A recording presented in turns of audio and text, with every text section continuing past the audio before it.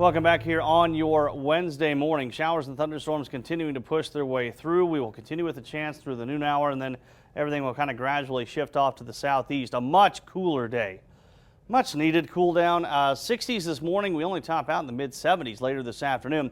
Here's the past 3 hours on Viper radars. You can see that we had that line of storms that developed about 2 a.m. Right through the heart of the state. Some severe weather, some very heavy rains, and now we have very scattered activity here in southwest Nebraska, but by and large it is up here to the north that we have the most widespread and the most intense rainfall. We still have that severe thunderstorm warning now, especially in northeastern Custer County, where we could be talking about some 60 to 70 mile per hour winds, and you can see how over the last few hours that everything has been shifting east.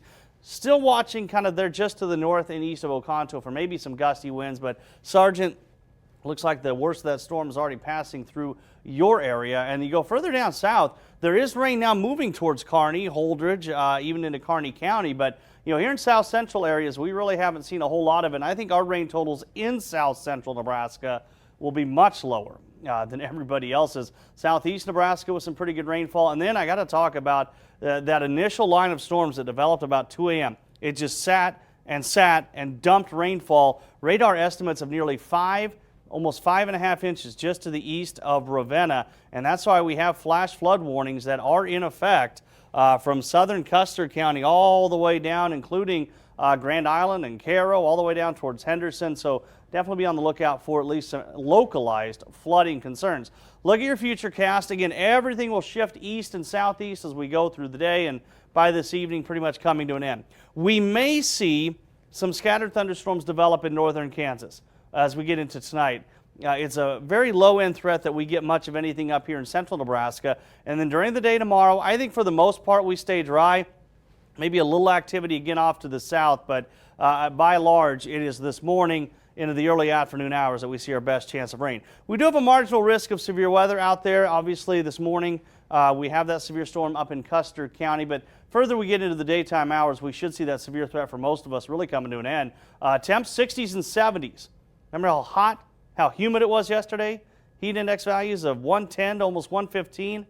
Not today. 74 the high. That's quite the drop. Morning storms and then just kind of a cool, cloudy afternoon with some lingering rain. 60 tonight. And I really think the chances are going to be south, especially northern Kansas.